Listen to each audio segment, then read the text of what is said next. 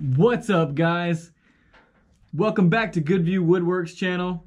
My name is Nathan, and you guys are about to be stoked for this video series coming up. I'm going to show you how to make an epoxy and wood dining table that's going to take 25 gallons of epoxy to fill it up. This video series is going to be epic. This is part one. I'm going to show you how to build the form. But stay tuned for the other parts coming out each week, and we're gonna knock this thing out together. You with me? Let's get it.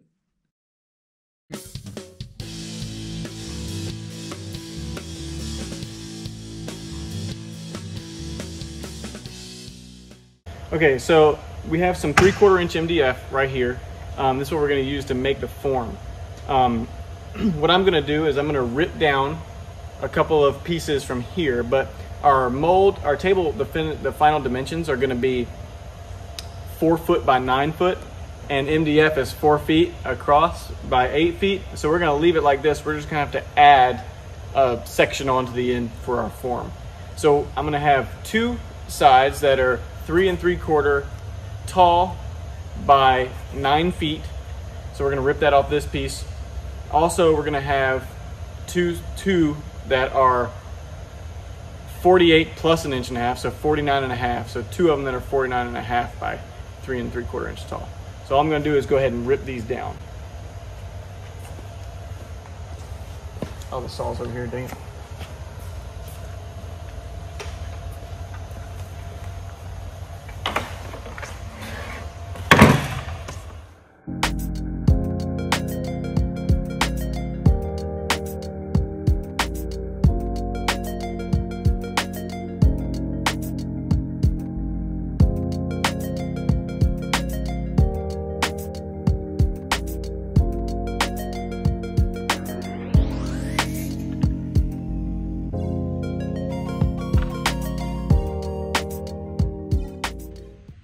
Alright guys, so we finally got all of our sides and everything cut to length and stuff like that. So check this out. Use the pocket hole jig, the Craig pocket hole jig, and we made 4 pocket holes there. But we also had to do it to the sides too. See, because the sides have to be longer as well for this big 9-foot table. Now if you noticed, I put the added on sections, you know, so the section I added on here, I put it on this end, but the section I added on to the side rails, I put it on the other end. The reason why I did that is for rigidity. It would be very unstable having both of the cut sections down at one end. Okay, so just a tip for you, if you have to extend it, swap the sides from the bottom to make it more rigid, okay? Okay, so now, next thing we're gonna do, we're gonna pre-drill all of our holes, and we're going to pre-drill a couple spots down here, down the side. And once we pre-drill all the sides here, we will then use some caulk the inside here, put it up here like this, and then we will put some screws in there. Okay, after that's done, oh, I missed a step. Okay, so before we do that, we're going to take our sheathing tape, our Tyvek tape, and we're going to tape the bottom of the form first. Then, after we pre-drill, we'll go ahead and mount the sides. We don't want to put the sides on before we put the tape on. Okay? So, we're going to pre-drill all the sides, get it ready, then tape everything, then caulk and screw it together, and then our form will be done. All right? Check it out.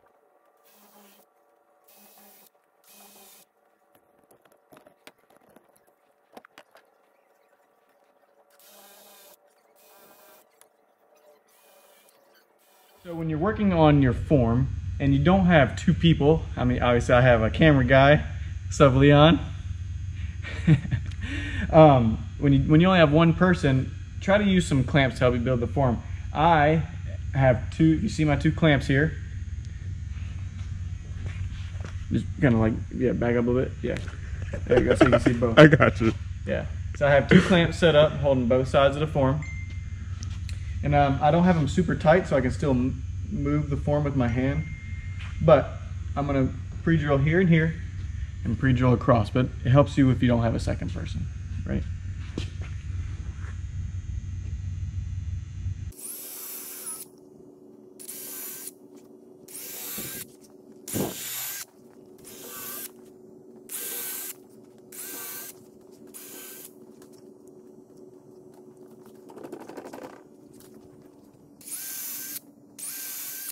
Now the reason why we pre-drill, especially if you're using MDF, is the MDF will split. Come here, I'll show you. Right here.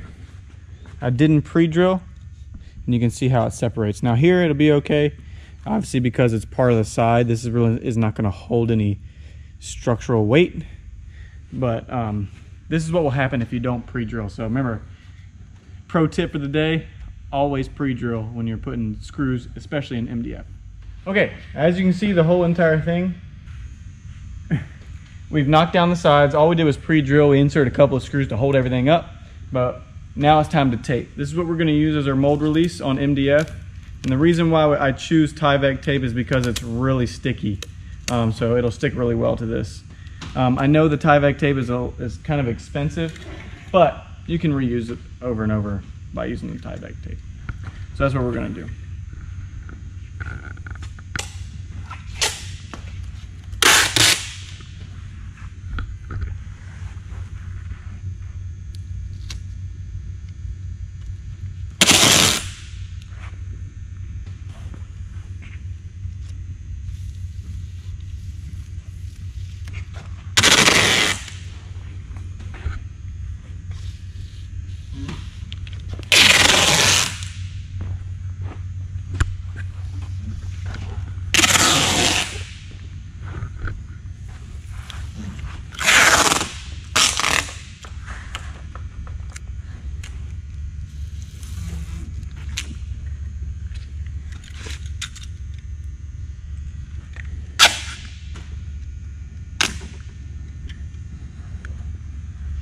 Okay, now I know you're not going to want to see me do that 18 million times, so we're going to apply the Tyvek tape on every surface that the epoxy is going to touch. So that is the bottom of the form, the sides, and the end pieces. Okay, I'll get right back to you when I'm done.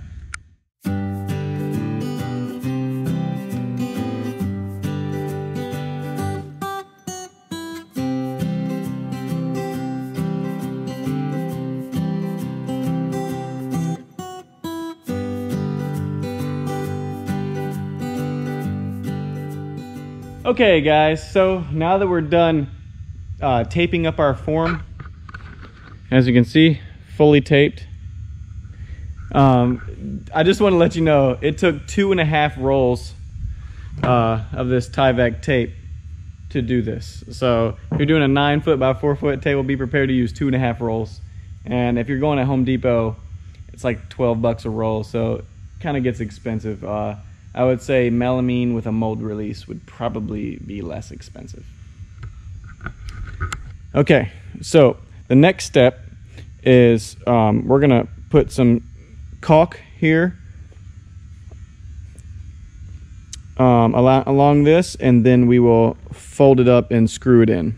Okay, so we're gonna caulk this edge right here on the board all the way around.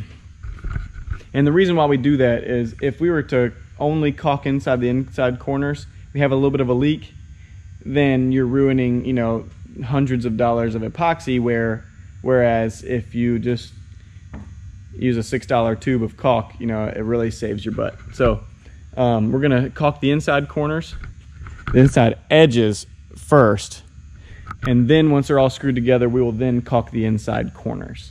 Okay, here we go.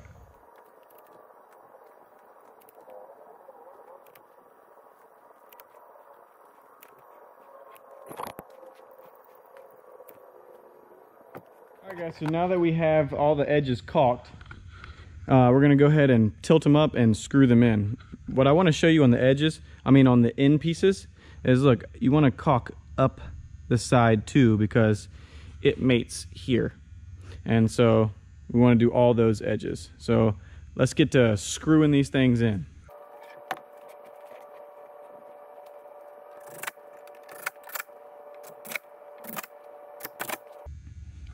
Now I wanted to show you something else too.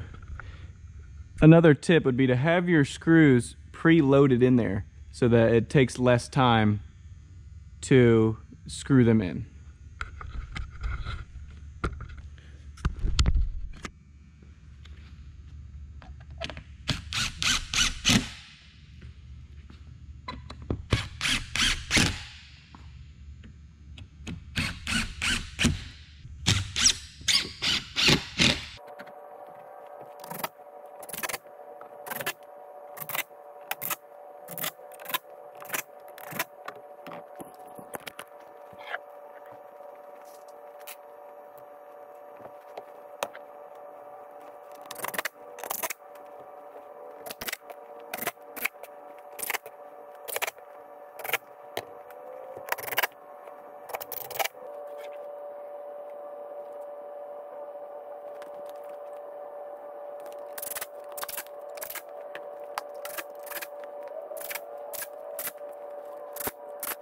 All right,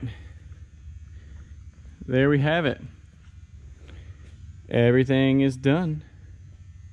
Got it all screwed together. All right, the last step before our form is done is to caulk the inside corners. And literally that's it. So let's do that now so we can finish this thing up.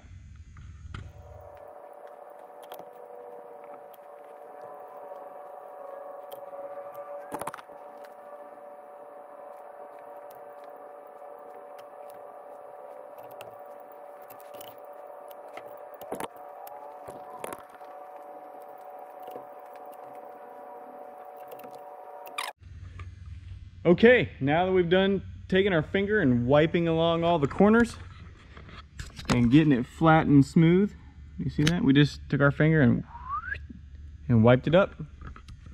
That is it. That is how you build an epoxy river table form. Now I'll create a PDF. That way you can, if you want to print one out, you can print out and have a step-by-step instruction instead of trying to remember everything. So I'll have that for you too. Guys, if you like this video, go ahead and hit the like button. Also, if this is your first time here, smash that subscribe button. If this is something that you want to do, this video will totally help you out in the first step in building a river table, and that's the form. Okay, so follow this step by step so that you can also build one of these too. As you can see, it doesn't take a whole lot of tools. You could use, all you need is a miter saw or even a circular saw to get this part done. Like I said, you could do this at home. Thank you for watching, guys. I really appreciate it. And as always, thanks for hanging out with us. This is our drop. This is kind of what it's going to look like inside the form. I haven't got it fully done yet, but it's kind of what it's going to look like. This thing is huge.